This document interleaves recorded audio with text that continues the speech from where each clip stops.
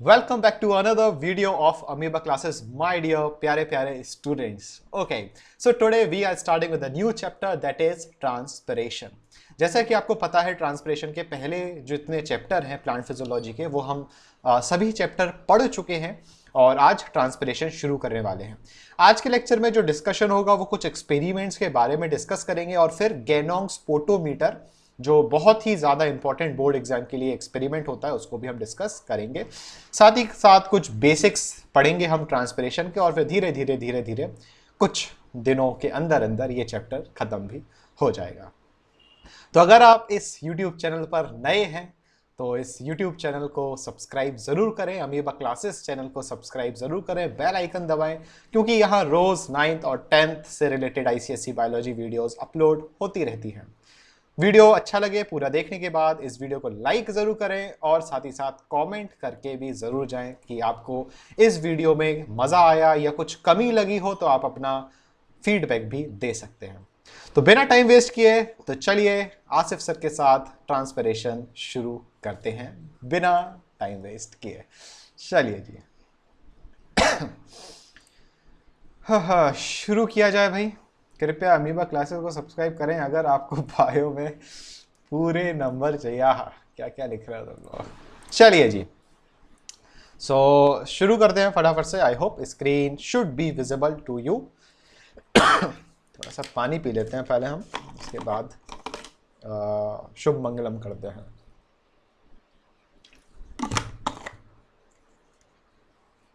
हाँ जी बिल्कुल, time stamps जो है डिस्क्रिप्शन में मिल जाएंगे और नए नवेले बच्चे जो हैं धीरे धीरे जॉइन। सेजल सब सुनाई देता है। सेजल क्या कर रहे हो बेटा। चलिए शुरू करते हैं फटाफट से। तो यहाँ पर इसको हटा देते हैं। हाँ जी तो sir please post the question like you posted yesterday, it helps. ठीक है बच्चे, कर देंगे अगर आपको फ़ायदा होता है इन क्वेश्चन से।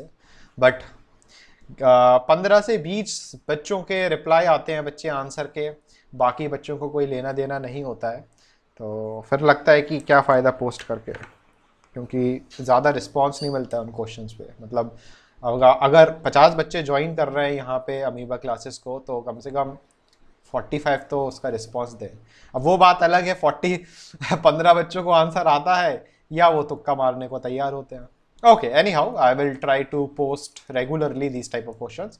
Okay, let's begin the new chapter transpiration. Right, transpiration कोई नया टर्म नहीं है बच्चे आपके लिए, और नया टर्म नहीं है मतलब कि आप पहले भी हल्का फुल्का छोटा मोटा आइडिया आपको ट्रांसपिरेशन का हो गई। ठीक है ना। तो कुछ कीवर्ड्स लिख रहे हैं बच्चे जो आपको बोर्ड एग्जाम में यूज करना है, उसके बाद फिर आगे बढ़ते हैं। ट्रांसपिरेशन क्या होता है बच्चे? Loss of water vapour.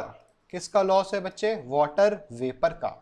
फटाफट से बताओ, अगर हम पहली लाइन में अगर हम loss of water vapour in the form of water droplets या loss of water in the form of water droplets, जैसे ही ड्रॉपलेट्स का यूज करते हैं तो आंसर क्या चला जाता है?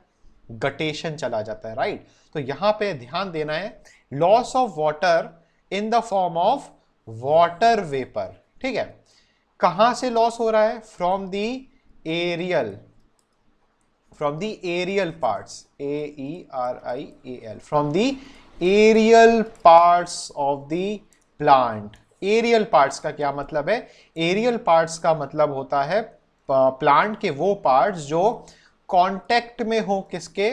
कांटेक्ट विथ एयर, एयर के साथ कांटेक्ट में होते हैं। ठीक है, अपर लोअर बात नहीं करेंगे। एरियल का यहां सिंपल सा मतलब है प्लांट के वो पार्ट जो डायरेक्ट कांटेक्ट में हो, किसके? हवा के, क्योंकि हवा के कांटेक्ट में होंगे तो ही अच्छी तरीके से फिर वो ट्रांसपिरेशन हो पाता है। So the loss of water in the form of water vapour from the aerial parts of the plant is called transpiration. Simple सा। ठीक है, जैसे कि ये हमने बनाई सॉइल और ये हो गए क्या? रूट्स। और सभी को पता है कि भाई आसिफ सर के जो डायग्राम होते हैं they are the best in the world. Right, everybody know this. तो ये हो गई हमारे पास रूट्स, ये हमने क्या बना दी, स्टेम बना दी, शूट बना दी, और ये हमारे पास क्या हो गई बच्चे, ब्रांचेस। ब्रांचेस, और एक ब्रांच पर हमने इस तरीके से ये क्या निकाल दी बेटा, लीफ निकाल दी, राइट। हाँ, यहाँ पे Leonardo da Vinci, Leena Mona Lisa सब लिख दो, एम एफ हुसैन, पिकासो का नाम क्यों भूल रहे हो, है ना। तो बच्चे ये हमने क्या निकाल दी, लीफ निकाल दी, राइट। अब जैसा कि हमें पता है भाई, ऊपर से कौन देख रहे हैं इस पेड़ को, हमारे सूरज देवता, मतलब कि कौन, सन। सन से क्या पड़ रही है इस पत्ती पे बेटा, सनलाइट। क्या पड़ रही है, सनलाइट। और सनलाइट है तो सनलाइट में बच्चे क्या होती है, हीट होती है, राइट। इंफ्रारेड रेडिएशंस होती हैं जो हीट प्रोड्यूस करती हैं। तो ये हीट इस पे लगेगी, तो जो पानी इस लीव्स पे होगा, ये वाटर जो लीव्स पर होगा वो बच्चे वाटर वेपर के फॉर्म में पत्तियों से क्या होने लगेगा, उड़ने लगेगा, और कहाँ पहुंच जाएगा, एयर में पहुंच जाएगा। और इस loss of water in the form of water vapour from the aerial part of the plant, इसको हमने क्या बोल दिया बेटा, ट्रांसपिरेशन। क्या बोल दिया बच्चे, ट्रांसपिरेशन। ठीक है। अब ट्रांसपिरेशन के कुछ फैक्टर्स की बात करते हैं कि भाई ये जो ट्रांसपिरेशन है वो किस किस फैक्टर्स पर डिपेंड करता है। इसको समझने के लिए हम इसको कंपेयर करेंगे एक केमिस्ट्री और फिजिक्स के प्रोसेस से, जिसको हम क्या बोलते हैं, इवेपोरेशन। क्या नाम है बच्चे, इवेपोरेशन। ठीक है। इवेपोरेशन के बारे में पहले सीखते हैं, फिर ट्रांसपिरेशन पे आते हैं। इवेपोरेशन सभी लोग जानते हैं, राइट। एंड आई होप आपको बच्चे इवेपोरेशन और बॉइलिंग में फर्क पता होगा। जिसको फर्क पता है अपना माइक जो है, अपना माइक ऑन करके फटाफट से जो आंसर देना चाहता है वो दे सकता है। कोई है जो इवापोरेशन और बॉइलिंग में एक सिंपल सा फर्क बताएगा। ठीक है, मुकुल साहू ने बोला है। मुकुल साहू बताइए भाई, माइक ऑन कीजिए और मुकुल साहू बताइए। Sir, in boiling, sir, the water vapors are produced by reaching a specific temperature. In evaporation, no specific temperature is needed. Okay, very good, absolutely correct. और कोई पॉइंट, और कोई है जो बताना चाहेगा मुकुल के अलावा?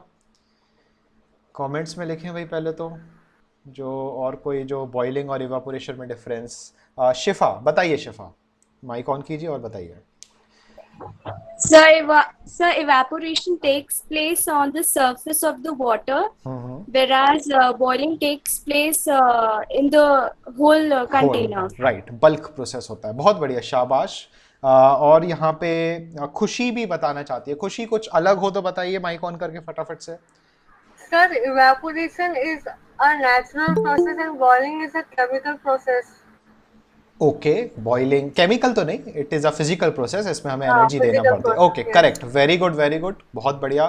चिराग, आपके पास कुछ नया हो तो बताइए। सॉरी, चिराग नहीं, प्रखर गुप्ता, मिस्टर अकाउस्टिक से कंफ्यूज हो जाते हैं। प्रखर, आंसर देना चाहोगे प्रखर गुप्ता? सेम एज खुशी। चलो, गर्व कुछ बताना चाहेगा भाई? चलो, इनफ है। चलो, तो यहाँ पे बच्चे दो तीन बच्चों ने एकदम सही आंसर बताया कि भाई जो इवापोरेशन होता है वो कैसा होता है, सरफेस फिनोमेना होता है, राइट। बट बॉइलिंग की बात करें, ये क्या है, बल्क फिनोमेना है। ठीक है, BULK, बल्क फिनोमेना, मतलब कि एक वेसल है, ठीक है, उस वेसल में आपने क्या भर दिया, पानी भर दिया। अब इवापोरेशन होगा तो बच्चे इवापोरेशन में क्या होगा, जो वाटर सरफेस पर होगा वो वाटर वेपर क्या करता जाएगा, इवापोरेट करता जाएगा। ठीक है, नीचे वाले पानी को फर्क नहीं पड़ेगा। बट वहीं अगर हम बॉइलिंग की बात करें और यहाँ पे ये पानी भरा हुआ है, तो बॉइलिंग आप कहाँ से कर रहे हो, नीचे से कर रहे हो ना, बर्नर लगा के या उसको एनर्जी देके, गैस देके।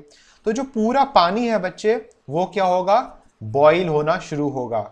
इवेपोरेशन में एनी टेम्परेचर पर, मतलब कि कोई से भी टेम्परेचर पर इवेपोरेशन पॉसिबल है। क्यों? क्योंकि उसको बस थोड़ी सी हवा चाहिए, थोड़ी बहुत हीट चाहिए और सरफेस से पानी इवेपोरेट हो जाता है। बट बॉइलिंग की बात करें तो हर एक केमिकल्स का, मतलब कि अगर हम पानी की बात करें तो पानी का बॉइलिंग पॉइंट फिक्स है, सभी को पता है कितना, 100 डिग्री सेल्सियस। मतलब कि जब तक 100 डिग्री सेल्सियस पानी नहीं पहुंचेगा इवेपोरेशन नहीं होगा। ठीक है। तो 100 डिग्री सेल्सियस तक जब तक पानी नहीं पहुंचेगा बॉइलिंग नहीं होगा, इवेपोरेशन तो पहले से ही शुरू हो जाएगा। ठीक है, तो यहां पे इवेपोरेशन आप समझने लगे हो। अब अगर हम कुछ फैक्टर्स की बात करें कि भाई ये जो इवेपोरेशन है वो कौन कौन से फैक्टर्स पर डिपेंडेंट है, कि ऐसा क्या हो कि इवेपोरेशन बढ़ जाए, इवेपोरेशन कम हो जाए। तो पहला पॉइंट जो सबसे ज्यादा इंपॉर्टेंट है, सरफेस एरिया। ठीक है, कौन सा पॉइंट हो गया बच्चे? Surface area. यहां पर हम एग्जाम्पल आपका ही लेंगे, इस बार मुकुल साहू की जगह किसी और का एग्जाम्पल लेते हैं। चलो कोई भी रैंडम पर्सन, जैसे ऐश्वर्या राय है भाई। ठीक है, ऐश्वर्या राय अपने बंगले में चाय पी रही है। ठीक है, उसके कप जो है, ये कप बना दिया, महंगे महंगे कप होते हैं, अपन ने सस्ता वाला कप बना दिया, और ये हो गया सॉसर। ठीक है, सॉसर बोलते हैं ना, हाँ जी। तो ऐश्वर्या राय को चाय पीना है और ये क्या है? कप है। ठीक है, अब ये चाय क्या है? गरम। ठीक है, बहुत लोगों को तो उसकी याद आ गई होगी, हेलो फ्रेंड्स चाय पी लो। सुना है तुम लोग ने ये वाला मीम? चलो, तो ऐश्वर्या राय जो है वो बोल रही है कि भाई हेलो हेलो फ्रेंड्स चाय पी लो, गरम है। तो ऐश्वर्या राय को चाय क्या लगी? गरम लगी, राइट। अब ऐश्वर्या राय चाहती है कि चाय जो है जल्दी से ठंडी हो जाए, तो ऐश्वर्या राय ने क्या किया, वो जो सॉसर होता है, सॉसर ही बोलते हैं ना उसको, जो प्लेट होती है चाय वाली, उसमें उसने क्या डाल दी? चाय डाल दी। ठीक है, तो जैसे ही बच्चे चाय इसमें डाल दी तो चाय का क्या बढ़ गया? Surface area. जितना ज्यादा सरफेस एरिया होगा उतना ज्यादा क्या होगा बेटा?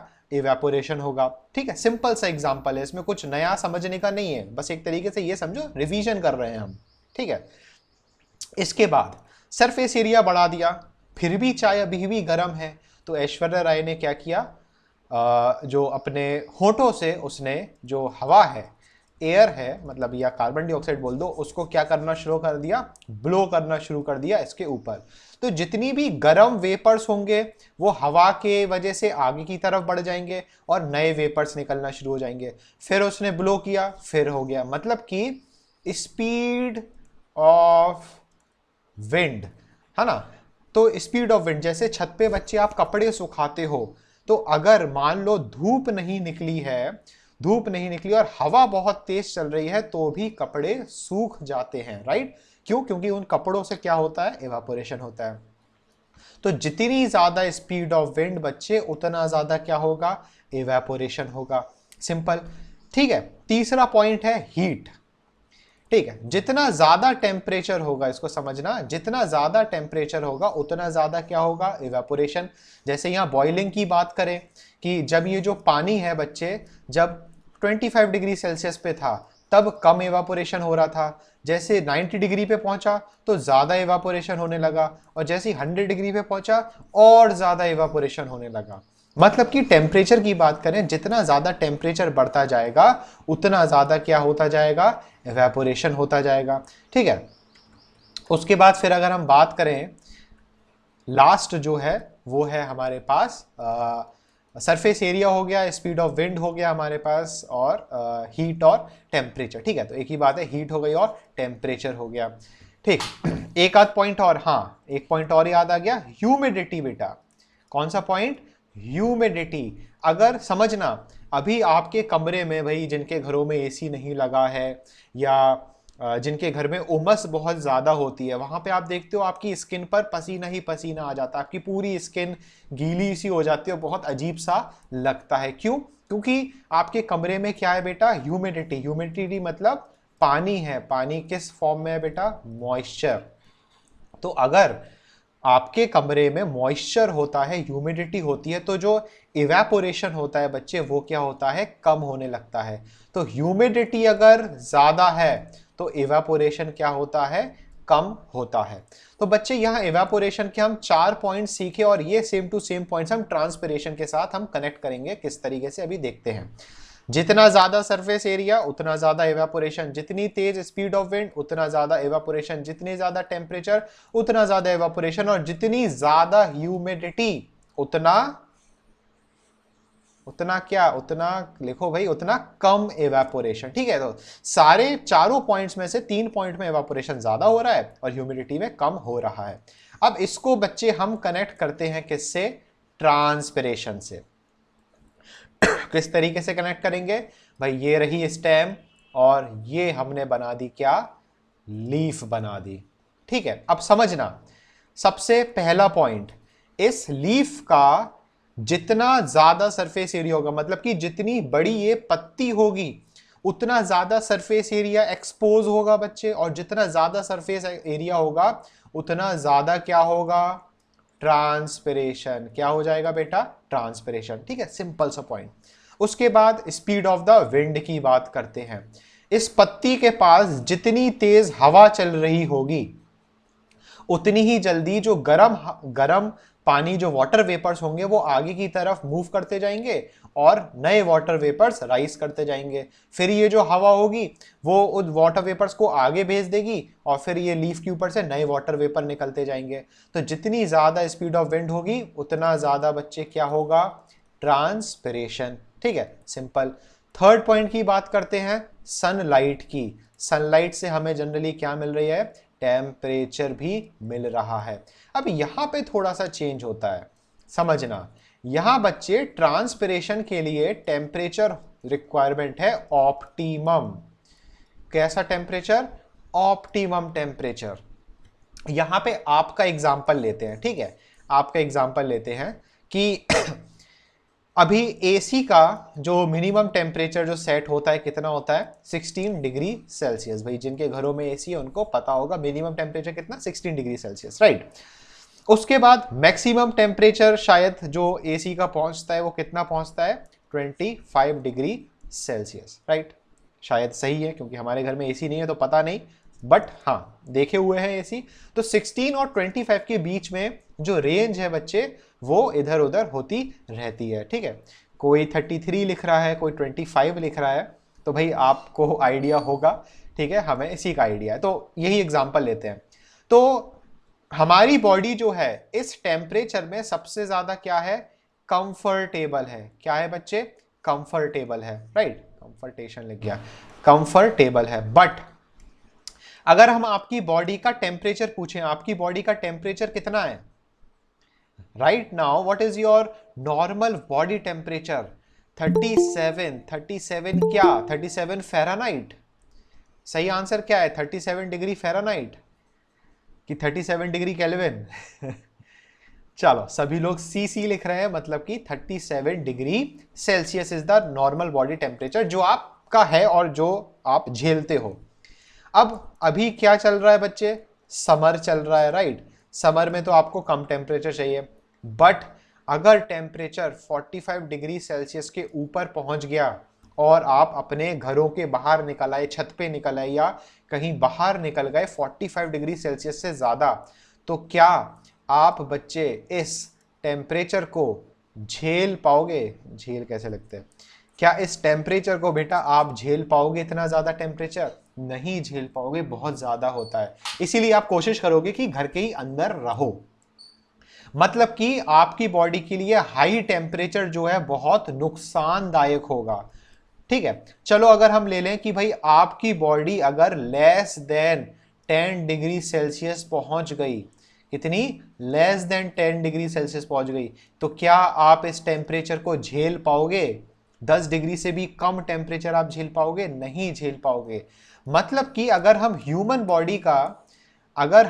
ह्यूमन बॉडी का नॉर्मल रेंज ऑफ टेम्परेचर लें कि भाई नॉर्मल रेंज ऑफ टेम्परेचर क्या है जो एक इंसान झेल सकता है, वो हमारे ख्याल से 20 डिग्री सेल्सियस है ना। 16 डिग्री सेल्सियस एसी का होता है, उसमें आपको ठंडी लगने लगती है कभी कभी, तो 20 डिग्री सेल्सियस से आप 37 डिग्री सेल्सियस तक टेम्परेचर को बहुत आसानी से क्या कर सकते हो, झेल सकते हो। मतलब कि ये आपकी बॉडी का क्या हुआ, ऑप्टिमम टेम्परेचर रेंज। आपकी बॉडी का क्या हुआ, ये ऑप्टिमम टेम्परेचर, राइट। ऑप्टिमम समझे, एक वो रेंज लोअर और अपर लिमिट वाली जिसमें वो आपकी बॉडी उस पर्टिकुलर क्वांटिटी को झेल सकती है। अब बात करते हैं हम प्लांट की। चलो भाई प्लांट की बात कर लेते हैं भाई। अब यहाँ पे प्लांट की अगर हम बात करें तो ट्रांसपिरेशन अगर टेम्परेचर डिपेंडेंट है, तो अगर लेस देन 25 डिग्री सेल्सियस है and greater than 35 degree Celsius है, तो ट्रांसपिरेशन नहीं होगा। मतलब कि ट्रांसपिरेशन की जो ऑप्टिमम रेंज है बेटा वो क्या है, 25 डिग्री सेल्सियस से 35 डिग्री सेल्सियस। इस टेम्परेचर रेंज में जो ट्रांसपिरेशन होगा सबसे बेस्ट होगा। समझ रहे हो, ना 25 डिग्री सेल्सियस से कम, ना 35 डिग्री सेल्सियस से ज्यादा। तो ये ट्रांसपिरेशन की या टेम्परेचर से रिलेटेड क्या हो गई, ऑप्टिमम रेंज, है ना। तो अगर आप 25 डिग्री सेल्सियस से टेम्परेचर बढ़ाते बढ़ाते 35 तक करते हैं तो ट्रांसपिरेशन क्या होगा, इंक्रीज होगा, राइट, फायदा है। बट अगर लेस देन 25 हो गया तो ट्रांसपिरेशन डिक्रीज हो जाएगा, और ग्रेटर देन 35 डिग्री सेल्सियस होगा तो भी ट्रांसपिरेशन क्या हो जाएगा बच्चे, कम। तो ओवरऑल हम ये सीखे सिंपल सा कि टेम्परेचर डिपेंडेंट है ट्रांसपिरेशन, बट उसको ऑप्टिमम टेम्परेचर की रिक्वायरमेंट है, और वो ऑप्टिमम टेम्परेचर है 25 डिग्री सेल्सियस से 35 डिग्री सेल्सियस, है ना। अब यहाँ पे क्वेश्चन आया मुकुल साहू का कि सर इसके बाद क्यों नहीं होगा। बच्चे जैसे 50 डिग्री सेल्सियस, अगर हम मुकुल साहू आपसे बोलें कि कैंडल को जलाओ और कैंडल के ऊपर आप अपना हाथ रख दो, ठीक है, बताओ भाई मुकुल साहू क्या होगा अगर आप कैंडल के ऊपर अपना हाथ रख दोगे, जलती हुई कैंडल के ऊपर हाथ रख दोगे, क्या होगा, जल जाओगे, राइट। क्योंकि हमारे जो टिश्यू हैं, ठीक है, रिफ्लेक्स एक्शन तब होता है जब आप बिना सोचे समझे रखो, जानबूझ के रखने की कह रहे हैं मुकुल साहब हम, तो आप जल जाओगे, right. In the same way, मतलब हमारी जो उंगलियां हैं, हमारे जो हाथ है, उसके टिश्यू क्या है, सेंसिटिव हैं, ज्यादा टेम्परेचर झेल नहीं सकते। इसी तरीके से बच्चे ये जो लीव्स होती है ना, ये जो लीफ होती है वो ज्यादा टेम्परेचर नहीं झेल सकती, लीफ क्या कर जाएगी, बर्न कर जाएगी, सिंपल सा आंसर, ठीक है, समझे। यहाँ पे कुछ और क्वेश्चंस आए थे। गर्व पूछ रहा है but we regulate our body temperature, it will not reach maximum और minimum as we are warm blooded. अच्छा बच्चे, चलो बोल दिया हमने कि आप लोग क्या होते हो, वार्म ब्लडेड होते हो, अच्छी बात है। बट क्या कभी फीवर आया है तुम लोग को, कभी चिल हुआ है, मतलब कि ठंडी लगती है तुम लोग को, क्यों हो रहा है ये, क्योंकि टेम्परेचर रेगुलेशन सही तरीके से नहीं हो पा रहा है। और आप धूप में आप 50 डिग्री सेल्सियस में खड़े रहो, जरा 1 घंटे खड़े होके देख लो 50 डिग्री सेल्सियस के ऊपर, तो पता चल जाएगा कि कितना हम झेल सकते हैं, ठीक है। तो वार्म ब्लडेड हम लोग हैं, बट हम बात कर रहे हैं बच्चे नॉर्मल कंडीशंस में। किसमें बात कर रहे हैं, नॉर्मल कंडीशंस में। वो नॉर्मल कंडीशन क्या है, हमारे एटमॉस्फेयर की नॉर्मल कंडीशन है कि एटमॉस्फेयर में, हमारे इंडिया में या हमारे वर्ल्ड में नॉर्मली क्या होता है, जो टेम्परेचर होता है वो फ्लक्चुएट करता है, कितना, 15 डिग्री सेल्सियस से फ्लक्चुएशन करता है 45 डिग्री सेल्सियस तक, राइट। अगर 45 से ज्यादा है या 37 से ज्यादा है तो आप क्या चालू कर देते हो, कूलर। अगर less than 15 degree Celsius temperature है, आपको ठंड लगती है तो क्या पहन लेते हो, स्वेटर। तो हम एक्स्ट्रा चीजें कर रहे हैं ना अपना देखभाल करने के लिए, समझ रहे हो। तो ये जो हम आपको समझा रहे हैं बच्चे, ये नॉर्मल कंडीशंस की बात कर रहे हैं, यहाँ पे हम स्वेटर पहनने को या कूलर चलाने की बात नहीं कर रहे हैं।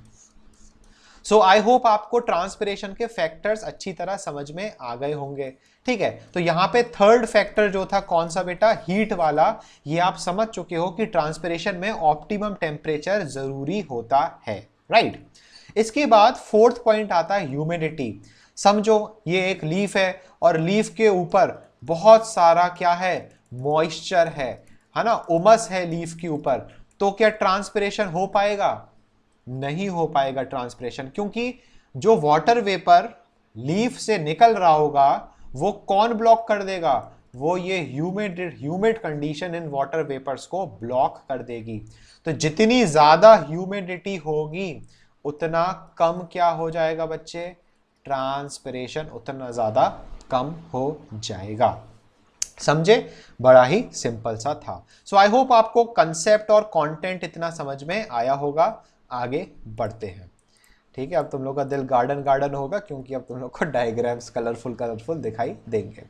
पहला एक्सपेरिमेंट है, पहला एक्सपेरिमेंट बच्चे यहाँ पे हमें प्रूफ करना है कि जो ट्रांसपिरेशन है वो लीव्स से ही होता है, पत्तियों से ही ट्रांसपिरेशन हो रहा है, ये हमें प्रूफ करना है।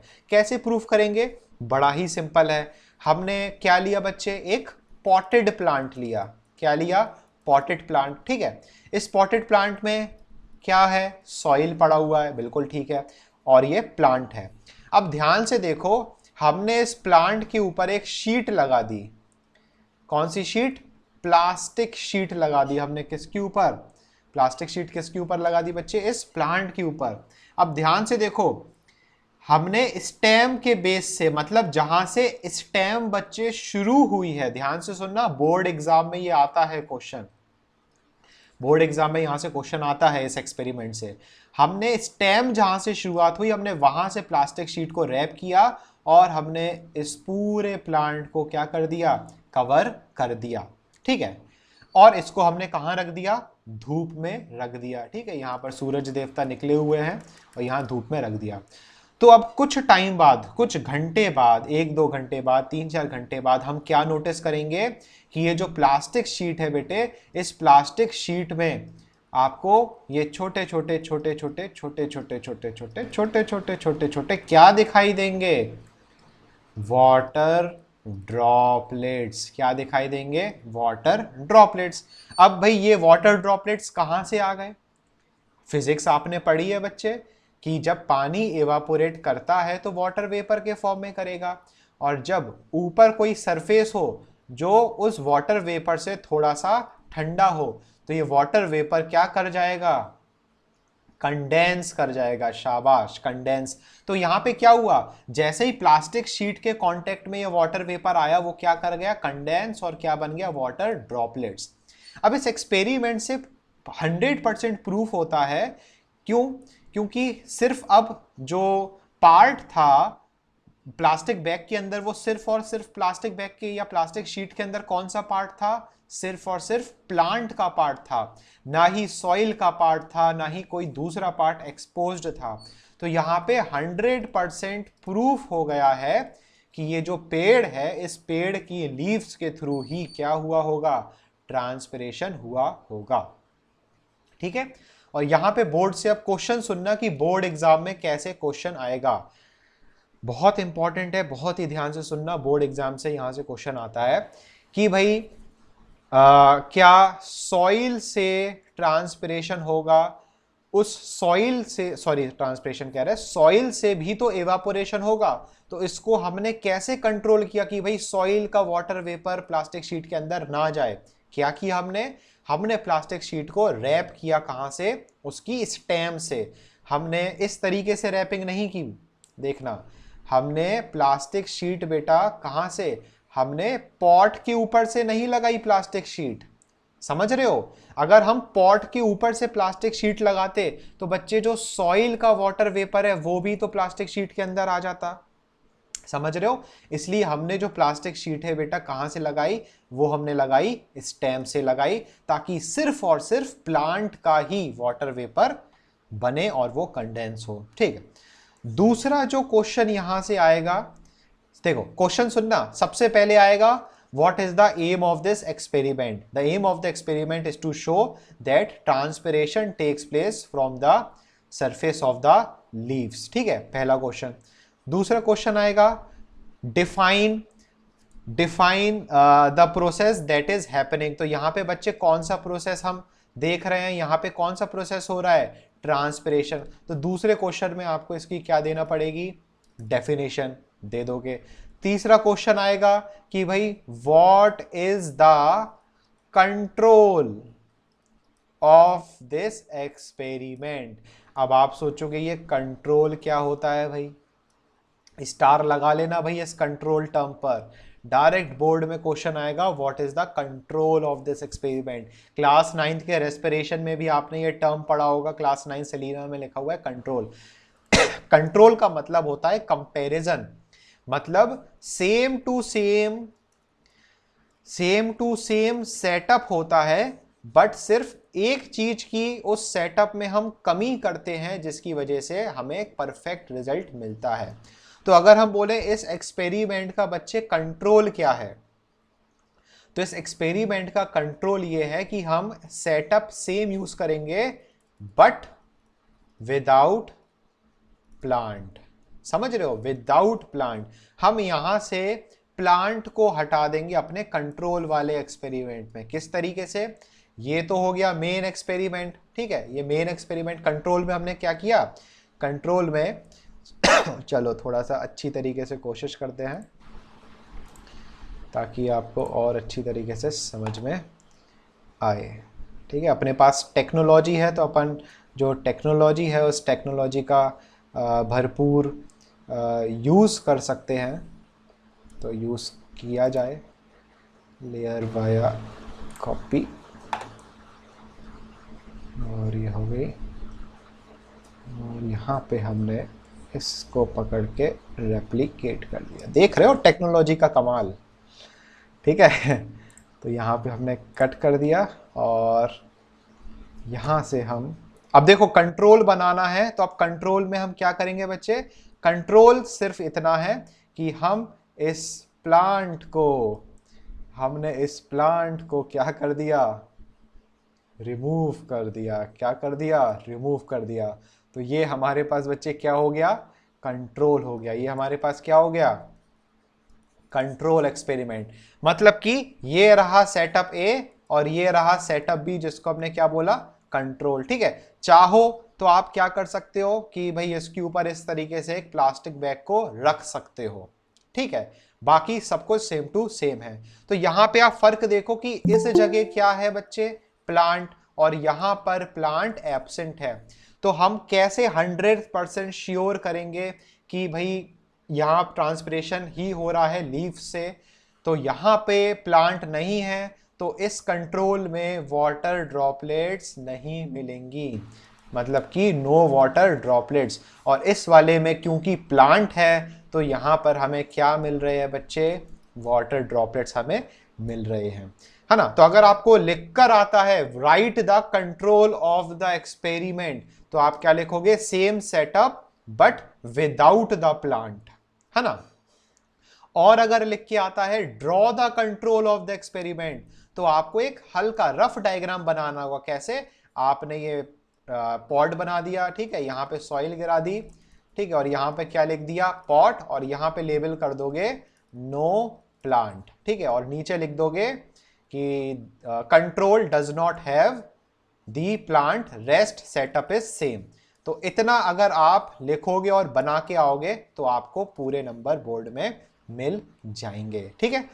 Sir water will not evaporate from the soil, बिल्कुल सॉइल से इवापोरेट करेगा बच्चे। तभी आप देखो हमने कंट्रोल में जो प्लास्टिक बैग है वो सॉइल के ऊपर हमने इस तरीके से रख दिया है। हमने सॉइल को इंक्लूड ही नहीं किया प्लास्टिक रैप के अंदर, ठीक है ना। तो यहाँ पे इवापोरेशन होगा तो हमें टॉप पर वाटर ड्रॉपलेट्स नहीं मिलेंगे। So this will be the control of the experiment, okay. तो देखने में ये 4-5 लाइन का ये आपको एक्सपेरिमेंट दिख रहा है। इसको अच्छी तरह रीड करना बच्चे, बहुत अच्छी तरह रीड करना, आपको सब कुछ अच्छी तरह आ जाएगा, ठीक है। अगले एक्सपेरिमेंट पे बढ़ते हैं फटाफट से। नेक्स्ट एक्सपेरिमेंट आते हैं। चलो नेक्स्ट एक्सपेरिमेंट जो है हमारे पास वो रहा ये वाला, ठीक है। टाइटल क्या है? Experiment to demonstrate transpiration in plants. First the droplets appear in the bell jar A and B, ठीक है।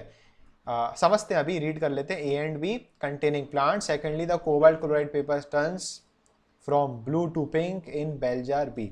अब ध्यान से समझना, यहां पे हमारे पास बेल जार ए है, बेल जार बी है और बेल जार सी है। ध्यान से देखना, बेल जार ई में बच्चे कोबाल्ट क्लोराइड पेपर हमने नहीं रखा। क्या नहीं रखा? कोबाल्ट क्लोराइड पेपर हमने नहीं रखा। बेल जार बी में देखो तो ये हमने कोबाल्ट क्लोराइड पेपर रख दिया। ये कौन सा पेपर है बच्चे? कोबाल्ट क्लोराइड पेपर, ठीक है। और सी में हमने क्या बनाया? कंट्रोल। तो आप ध्यान से देखो, कंट्रोल में हमने क्या रिमूव कर दिया? हमने पॉट के साथ पूरा प्लांट क्या कर दिया? रिमूव कर दिया है, ठीक है। अब कोबाल्ट क्लोराइड का काम क्या है ये लिखा हुआ है। क्लास 9th में आपने केमिस्ट्री के हाइड्रोजन चैप्टर में, है ना, हाइड्रोजन चैप्टर में और वाटर वाले चैप्टर में आपने कोबाल्ट क्लोराइड के बारे में पढ़ा हुआ है। Cobalt chloride paper is a indicator for moisture, मतलब कि पानी का इंडिकेटर है। ओरिजिनल कलर क्या होता है, ये एग्जाम में आएगा। What is the original colour of cobalt chloride paper? So the original colour is blue, मतलब कि पेपर जब ड्राई होता, सूखा हुआ होता है, तब इसका कलर कैसा होता है? ब्लू। और जैसे ही ये बच्चे मॉइस्चर के कांटेक्ट में आता है, ये कोबाल्ट क्लोराइड पेपर का कलर कैसा हो जाएगा? पिंक हो जाता है। देव अग्निहोत्री, रेड नहीं पिंक हो जाता है। और आपको रेड नहीं, आपको एग्जाम में पिंक ही लिख कर आना है। Cobalt chloride paper turns blue to pink when it comes in direct contact of water vapour और मॉइस्चर। अब आपको समझ में आएगा। समझना, ए वाले एक्सपेरिमेंट में वाटर ड्रॉपलेट्स तो बने छोटे छोटे, शायद आपको वाटर ड्रॉपलेट्स, हाँ विजिबल है ना वाटर ड्रॉपलेट्स, लो और जूम कर दिया, ठीक है। तो ये छोटे छोटे वाटर ड्रॉपलेट्स बने हैं, बिल्कुल बनेंगे भाई, ट्रांसपिरेशन हो रहा है, ठीक है। बी वाले एक्सपेरिमेंट में हमने यहां पे क्या रख दिया था? कोबाल्ट क्लोराइड पेपर रख दिया था। अब दूसरे एक्सपेरिमेंट में भी क्या बनेगा? वाटर वेपर बनेगा, बिल्कुल बनेगा। बट यहां पे बच्चे जो ब्लू कलर का कोबाल्ट क्लोराइड पेपर था वो अब कैसा हो चुका है? पिंक हो चुका है। तो बी वाले सेटअप में हमें पता चला कि हाँ, कि जो ट्रांसपिरेशन है वो बिल्कुल हो रहा है। क्यों? क्योंकि ब्लू कलर का कोबाल्ट क्लोराइड पेपर क्या हो गया? पिंक हो गया। और अगर हम बच्चे सी वाले सेटअप में अगर हम कंट्रोल की बात करते हैं, क्योंकि यहां पे कोई वाटर वेपर नहीं है, तो इसका कलर अभी भी कैसा है? कोबाल्ट क्लोराइड पेपर का कलर अभी भी कैसा है बच्चे? ब्लू कलर का है अभी भी, ठीक है। तो ये एक्सपेरिमेंट हो गया, ठीक। रीड करना आपका काम है, समझा हमने दिया है। बोर्ड एग्जाम में कैसा भी क्वेश्चन आ सकता है। Control, what is control, draw diagram for control, तो आपको पता है कि किस तरीके से बनाना है, ठीक है। तो एक्सपेरिमेंट 2 भी खत्म हो गया है, कोबाल्ट क्लोराइड के बारे में आप समझ चुके हो। इसके बाद आता है हमारे पास फिगर 5.3। यहाँ पे ये क्या बताना चाह रहे हैं? हाँ जी, ये जो अगला एक्सपेरिमेंट है वो है वेट वाला, ठीक है। इसमें हमें क्या बताना है कि जब ट्रांसपिरेशन होता है तो वेट का लॉस होता है। Experiment to show loss of water by volume as well as by weight. किस तरीके से? आपने बच्चे एक प्लांट लिया, मतलब एक बीकर लिया, उसके अंदर आपने क्या डाल दिया? प्लांट डाल दिया, और उसकी ये लीव्स रही। आपने वेट ले लिया और ठीक है, एग्जाम्पल दे रहे हैं, उस प्लांट का वेट हमने मान लिया कितना? 100 ग्राम्स। कितना वेट मान लिया? उस पूरे सेटअप का, फुल सेटअप का जो वेट है वो कितना ले लिया बच्चे? हमने 100 ग्राम्स, ठीक है। अब इसको हमने कहां रख दिया? धूप में रख दिया। कितने घंटे? 5 घंटे तक धूप में रख दिया। 5 घंटे, 4 घंटे, 2 घंटे, आपकी मर्जी है। और फिर हमने दोबारा से उसको क्या किया? वेट किया, ठीक है। ये वेइंग मशीन रही, यहाँ पे आप देखोगे जूम करके तो यहाँ पे ये 0 लिखा हुआ है, ठीक है ना। तो ये वेट मशीन है। अब हमने जब वेट किया, अब समझना, अब जब हमने 5 घंटे बाद जब हमने इसका वेट देखा तो पता चला कि ये कितने ग्राम्स हो गया? 80 ग्राम्स। क्या पूरा सेटअप कितना हो गया? 80 ग्राम्स का हो गया। इससे हमें क्या पता चला कि जो बच्चे 20 ग्राम्स जो वाटर था, ठीक है, अब इसको ग्राम्स मान लो या वाटर का ml मिलीलीटर मान लो, क्योंकि हम यहां पर क्या देख रहे हैं? Loss of water by volume as well as by weight. तो अब बच्चे यहां पे जो 20 गया, ये 20 का क्या हुआ? ये 20 कहां गायब हो गया? इस 20 ml का बच्चे पानी क्या हो चुका है? ट्रांसपिरेशन हो चुका है। इसलिए हमें कुछ टाइम बाद हमें जो वेट है वो कम मिलेगा, ठीक है।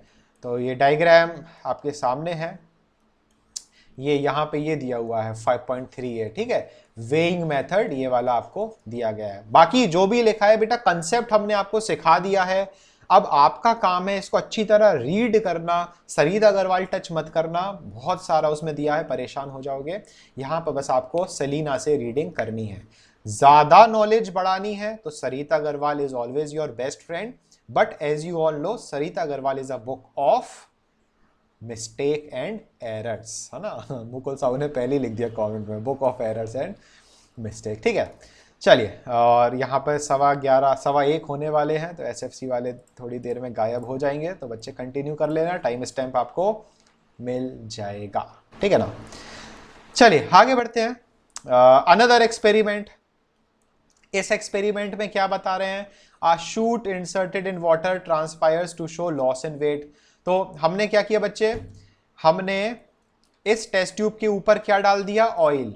ऑयल हम क्यों डाल रहे हैं बेटा, पीडीएफ आपको भेज दी जाएगी सौम्या। इस टेस्ट ट्यूब के ऊपर हमने पानी में ऑयल क्यों डाला, ताकि ये जो पानी है बच्चे, इस पानी का इवेपोरेशन ना हो, ठीक है। अब हमने इसका वेट लिया, जो फर्स्ट वेट लिया मान लेते हैं वो कितना आया, 100 ग्राम्स, ठीक है। धूप में रखा 5 घंटे, ट्रांसपिरेशन होगा, इस वाले पानी से तो ट्रांसपिरेशन होगा नहीं या इवेपोरेशन होगा नहीं, तो अब जो ट्रांसपिरेशन होगा वो बच्चे सिर्फ शूट से ही ट्रांसपिरेशन होगा। 4 घंटे बाद हमने दोबारा से वेट लिया, तो मान लो कितना वेट आया, 80 ग्राम्स। तो ये 20 ग्राम पानी कहाँ गायब हो गया, ये 20 ग्राम जो वेट है वो कहाँ गायब हो गया बच्चे, वो गायब हो गया ट्रांसपिरेशन में। तो कंसेप्ट बच्चे दोनों एक्सपेरिमेंट का सेम है, बस आपको कंटेंट इसका रीड करना है कि इसमें क्या कहानी लिखी हुई है, और कहानी वही है जो हम आपको समझा रहे हैं ना। Any difference in weight will indicate the loss of water, this will show कि कितना पानी एब्जॉर्ब हुआ होगा, ठीक है। अब यहां पे एक टर्म लिखा हुआ है, लाइन लिखी है, since there are no roots to absorb water the water loss through transpiration will be much less. तो अलग अलग एक्सपेरिमेंट है, यहाँ पे रूट्स नहीं है तो एब्जॉर्प्शन इतना ज़्यादा नहीं होगा, जाहिर सी बात है, ठीक है। सर अगर ये विदाउट ऑयल होता तो बच्चे ये जो टेस्ट ट्यूब में पानी भरा हुआ है ये भी इवापोरेट कर जाता, ये इवापोरेट कर जाता तो हमारे पास एग्जैक्ट रीडिंग जो है वो नहीं आती, और इस एक्सपेरिमेंट को हम क्या घोषित कर देते, एरर घोषित कर देते, ठीक है। इसलिए ऑयल डालना जरूरी है, क्योंकि ऑयल डालने से हमें यह कंफर्म हुआ कि जो पानी का लॉस हो रहा है वो सिर्फ शूट से हो रहा है, ना कि टेस्ट ट्यूब के पानी से हो रहा है, सिंपल है, ठीक है बच्चे। तो आई होप यहां तक आपको समझ में आया होगा। इसके बाद आता है एक, बस 5 मिनट बाद खत्म कर रहे हैं क्योंकि नया टॉपिक है वो अपन कल पढ़ेंगे। तो अगला जो आता है बच्चे, पोटोमीटर। पोटोमीटर को हम कल शुरू करेंगे, बट एक सेंटेंस आज सुन लेते हैं। एक साइंटिस्ट थे जिनका नाम था कर्टिस। क्या नाम था, कर्टिस। एग्जाम में पूछा जाएगा, पिछले साल ये प्री बोर्ड में पूछा गया था, साइंटिस्ट का ही नाम पूछ लिया था एमसीक्यू में, प्री बोर्ड एग्जाम्स में। तो इन भाई साहब ने किया क्या था इसको समझो, ठीक है। कर्टिस भाई साहब ने किया क्या था, इन्होंने एक कोटेशन दी थी, transpiration is a necessary evil. क्या बोल रहे हैं, transpiration is a necessary evil. अब आप ट्रांसपिरेशन समझते हो, ठीक है। नेसेसरी का मतलब क्या होता है, जरूरत, जरूरत, है ना। नेसेसरी मतलब बहुत ज्यादा जरूरत, बहुत ज्यादा इंपॉर्टेंट। और ईविल का मतलब क्या होता है, ऐसी चीज जो किसी का क्या करे, नुकसान करे। क्या करे बच्चे, किसी चीज का नुकसान करे। अब ये जो कर्टिस भाई साहब हैं, कर्टिस भाई साहब क्या कर रहे हैं, हाँ जी, जो जाना चाहता है बच्चे जा सकता है, 11:15 हो गया है, टाटा बाय बाय बोल दो भाई एसएफसी वालों को, सभी लोग। अपन इस सेंटेंस को कंटिन्यू, 1-2 मिनट का लेक्चर और है, उसके बाद खत्म करते हैं, ठीक है। चलो यहां देखते हैं। अब ट्रांसपिरेशन इज अ नेसेसरी, मतलब कर्टिस भाई साहब क्या कह रहे हैं कि ट्रांसपिरेशन जो है बच्चे बहुत ज्यादा जरूरत है, प्लांट को इसकी बहुत ज्यादा क्या है, जरूरत है। और साथ ही साथ कर्टिस भाई साहब और क्या बोल रहे हैं कि जो ट्रांसपिरेशन है ये नुकसानदायक भी है, ईविल भी है। अब भाई साहब ऐसा क्यों बोल रहे हैं कि ट्रांसपिरेशन से फायदा भी है और ट्रांसपिरेशन से नुकसान भी है, समझो। कल हमने बच्चे पढ़ा था कि ट्रांसपिरेशन की वजह से, समझना, ट्रांसपिरेशन की वजह से क्या जनरेट होता है, ट्रांसपिरेशनल पुल जनरेट होता है। क्या जनरेट होता है बच्चे? ट्रांसपिरेशनल पुल जनरेट होता है। इस ट्रांसपिरेशन पुल की वजह से क्या होता है? एसेंट ऑफ सैप, मतलब कि जो पानी है, जो रूट्स हैं, वो क्या कर पा रही हैं बच्चे? एब्जॉर्ब कर पा रही हैं वाटर को। तो अगर बच्चे ट्रांसपिरेशन नहीं होगा, अगर ट्रांसपिरेशन नहीं होगा तो ट्रांसपिरेशन पुल भी नहीं होगा। ट्रांसपिरेशन पुल नहीं होगा तो एसेंट ऑफ सैप नहीं होगा। एसेंट ऑफ सैप नहीं होगा तो प्लांट जो है पानी को एब्जॉर्ब नहीं कर पाएंगे, और प्लांट अगर पानी को एब्जॉर्ब नहीं कर पाएंगी तो प्लांट क्या हो जाएगा बच्चे? मर जाएगा। इसलिए ट्रांसपिरेशन क्या है बेटा? नेसेसरी है। क्या है? नेसेसरी। अब बात करते हैं कि ये कर्टिस भाई साहब जो हैं इसको ईविल का नाम क्यों दे रहे हैं, इस ट्रांसपिरेशन को ईविल क्यों बोला जा रहा है? वाई? बिकॉज मीनाक्षी राजपूत ने जैसा लिखा, why? Because 99% of water is lost in transpiration. मतलब पूरा पानी जो एब्जॉर्ब हो रहा है बच्चे, 99% पानी ट्रांसपिरेशन में उड़ जाता है, और सिर्फ 1% पानी होता है जो पूरे प्लांट की मेटाबॉलिक प्रोसेस में काम में आता है। ठीक है, मतलब कि प्लांट में ट्रांसपिरेशन जरूरी भी है, और इसी ट्रांसपिरेशन की वजह से पेड़ को पानी की कमी भी हो रही है, नुकसान भी हो रहा है। इसलिए बच्चे इस सेंटेंस को हमने क्या बोला? Transpiration is a necessary evil. और ये कौन से साइंटिस्ट ने बच्चे ये सेंटेंस बोला था कि ट्रांसपिरेशन नेसेसरी इविल है? ये थे कौन? कर्टिस। ठीक है, श्रेया कुशवाहा, स्पेलिंग गड़बड़ नहीं करनी एग्जाम में। कौन है? कर्टिस। ठीक है, तो आज के लिए बच्चे इतना काफी है, और बाकी का अपन लोग फिर कल शुरू कर सकते हैं। ठीक है बच्चे, तो just pin my self and let me do the end of YouTube. तो बच्चे अगर आप यूट्यूब पर अभी तक बने हुए हैं आसिफ सर के साथ, अमीबा क्लासेस के साथ, तो अमीबा क्लासेस को सब्सक्राइब करके जरूर जाएं, बेल आइकन जरूर दबा के जाएं, और इस वीडियो को लाइक करके जरूर जाएं। कोई डाउट्स वगैरह हो तो कमेंट करें, मजा आया हो तो कमेंट करें, बताएं कि आपको बहुत ज्यादा मजा आया है। तो मिलते हैं फिर किसी अगली वीडियो में, कल ही अपलोड हो जाएगी अगली वीडियो भी, और इसी को कंटिन्यू धीरे धीरे करते रहेंगे। तो YouTube वालों, आसिफ सर का आपको टाटा बाय बाय।